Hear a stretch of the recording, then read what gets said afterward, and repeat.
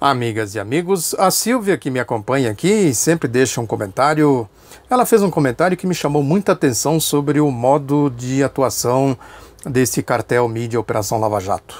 Ou seja, quem não deixou provas, quem não tem nenhuma prova que possa ser utilizada como contradição ao que diz, ao que fez, ao que apresenta como contraprova, simplesmente é execrado, é perseguido, tem a vida revirada de pernas para o ar, né, tem a casa invadida. O seu entorno sofre um processo de tortura psicológica violento, né, como é o caso do Léo Pinheiro, uma pessoa já com uma certa idade. O que esse homem sofreu de tortura psicológica não é fácil, não foi brincadeira, está sofrendo ainda. Né, tudo isso para atingir o alvo, o ex-presidente Lula. A perseguição insana ao ex-presidente Lula deve ser entendida no âmbito político, no âmbito ideológico.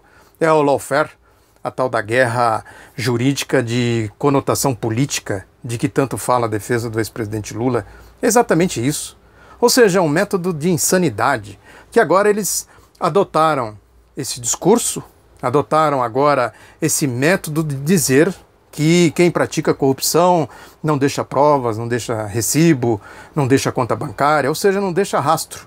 Agora, o que mais tem aí, a Silvia alerta para isso, o que mais tem aí são rastros, né? São provas que a Lava Jato, a mídia, simplesmente ignora. Ninguém vai atrás de nada disso. As contas do José Serra no exterior, do Eduardo Cunha, né, do esquema do Fernando Henrique Cardoso, né, a esquema lá do Caixa 2, né, do esquema da Petrobras, do esquema do metrô de São Paulo, de Furnas, né, como tudo isso se originou, né, como esse esquema abasteceu a eleição do Fernando Henrique em 94, a sua reeleição em 1998, as contas nos paraísos fiscais.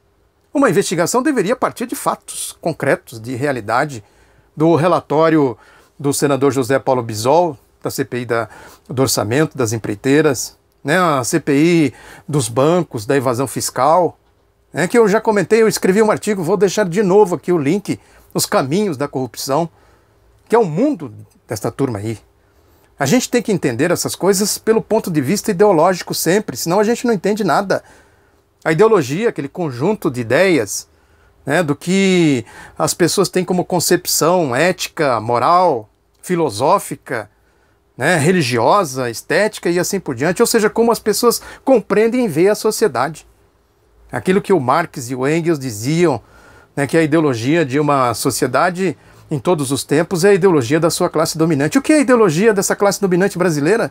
Se não a corrupção, o mar de lama, essa sociedade dual, essa dualidade capital-trabalho, essa luta intrínseca, esse é um engenho, é isso que move a sociedade. Né? Do ponto de vista ideológico, significa dizer que é como as pessoas veem a produção da riqueza, quem produz, quem fica com a riqueza, como a riqueza é distribuída, o PIB, o orçamento público. É isso que deriva os movimentos políticos, as atuações políticas, as situações políticas, o golpe. É uma expressão clara disso. O golpe é uma expressão econômica, de um ponto de vista econômico, de repartição do PIB, do orçamento público, aquela história da pizza, quase metade do orçamento vai para eles. Esse mundo das finanças que abastece todo o esquema de corrupção. E, do outro lado, o que é do povo? Infraestrutura, previdência, direitos sociais, direitos trabalhistas, etc. A luta de capital e trabalho está explícita nisso. Se a gente não compreender pelo ponto de vista ideológico, a gente não compreende nada. Não entende nada do que está acontecendo. O mundo do capitalismo é o mundo da corrupção, é o mundo da Lava Jato, o mundo da mídia, do Globo, do Grupo Globo. É o mundo do capitalismo, o mundo do capital. É a ideologia da corrupção. Eles não conseguiriam sobreviver sem isso. Basta pegar os exemplos da história, o regime das guerras, dos morticínios. Toda a história do capitalismo demonstra isso, a Primeira Guerra, a Segunda Guerra Mundial. A Segunda Guerra Mundial é um exemplo claro, já falei e comento sempre aqui. Inclusive as mortes que ocorreram nos países que se defenderam da agressão dos regimes capitalistas devem ser atribuídas a eles. Como aconteceu na União Soviética, como aconteceu no Vietnã, na Guerra da Coreia, né, e etc. É o regime da mentira, da manipulação, né, por isso que a mídia assume esse papel central, né, de sonegar informação, de fazer aí o controle da circulação de informação com mão de ferro, que é exatamente para fazer a manipulação política ideológica. É o golpe, é a Operação Lava Jato, é o Grupo Globo, é a mídia, é tudo isso aí, é o capital, é a corrupção, o mundo da lama. No entanto, fica explícito isso nesse comentário da Silvia, ou seja, o rastro de corrupção simplesmente é ignorado. Então não dá nem para sustentar mais a tese de que o Lula é um gênio, que ele consegue ocultar patrimônio, né, e não deixa nem um rastro. Agora foram atrás, que é o desespero, eles assumiram esta condição, né, de procurar, né, provas, tentar achar provas. Esse discurso aí, que estava nos esgotinhos, esses nichos de corrupção, que se abastecem nas fossas midiáticas, né, agora a força-tarefa da Operação Lava Jato assumiu isso. Foram atrás de uma agenda aí do Lula que não comprova absolutamente nada. Ninguém foi perguntar para o Lula, para os ex-diretores da Petrobras, para as pessoas que estavam ali, se vocês se encontraram nesse dia para falar o quê, tratar do quê, fazer uma investigação, tem alguma coisa, tem que ter, para comprovar o que eles estão dizendo, não o contrário. Isso não prova nada, assim como as fotos que os jornalões estão divulgando hoje, do Lula com o Léo Pinheiro, lá no sítio da Atibaia, no triplex do Guarujá. O que isso prova além do que o Lula falou? E aí eles estão dizendo, isso contradiz manchetes. Isso contradiz o que o Lula falou no depoimento ao Sérgio Moro. Mentira, não contradiz, o Lula falou exatamente isso. Está aqui o depoimento de um trechinho que eu publiquei aqui agora, revelador de um ex-diretor da OAS, falando exatamente o que o Lula falou. Eles prepararam um apartamento para o Lula, que não foi nem para o Lula, foi para a dona Marisa, que era a dona da cota, da Bancop. O Lula disse, eu fui lá, falei para a Marisa, eu não quero, não gostei, tem 1000 defeitos, etc., 500 defeitos. E você que sabe, falou para a Marisa. A Marisa foi lá depois com o seu filho e depois chegou à conclusão, não quero, e acabou a história, entrou com a justiça, tem uma ação na justiça da dona Marisa. E eles ficam imputando que o Lula imputou para a dona Marisa. É uma imputaria que não acaba mais, com o perdão da analogia. Fica essa imputaria, imputa isso, imputa aquilo.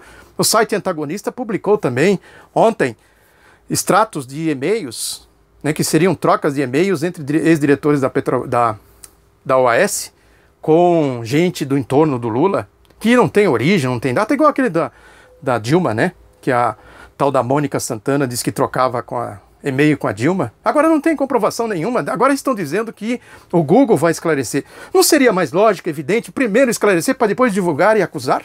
Imputar? É raciocínio simples, óbvio, elementar. Ou seja, quem deixa um rastro de pólvora e provas, né, no final das contas, seria pólvora se fosse investigado. Simplesmente. Agora, quem não deixa, aí tem a vida revirada. Né, tem todo um esquema aí de perseguição política absolutamente claro. Né? Esse antagonista, o Diogo Mainardi, diz que a força-tarefa lê o antagonista. Está escrito lá. O Diogo Mainardi é um dos corruptos do antagonista. Aí ele disse, eu acho que é o contrário. Eu acho que é o antagonista que lê a força-tarefa da Operação Lava Jato. É uma promiscuidade muito explícita. É uma promiscuidade completamente... Eles não fazem questão de esconder nada. Né? A mulher do Sérgio Moro, que ele utiliza para fazer a sua defesa nas redes sociais, utiliza assim, que ele grava vídeos para ela. E ela se abastece muito lá do antagonista. Reproduz, só olhar, tem o perfil dela no Facebook. É Moro com Moro, Moro com Mora, alguma coisa assim.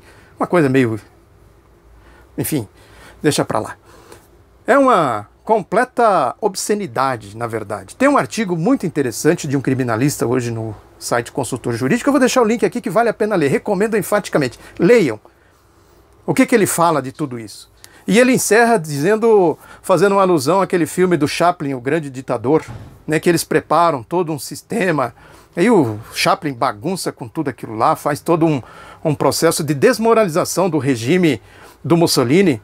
E aí ele termina o artigo, o nome dele é Fernando Augusto Fernandes, e ele termina o artigo fazendo essa alusão com a Operação Lava Jato, com Sérgio Moro.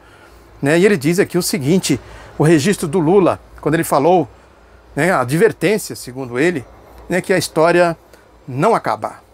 A história está aí, está em movimento. Né, a ideologia desta gente é essa, a ideologia da violência, a ideologia da mentira.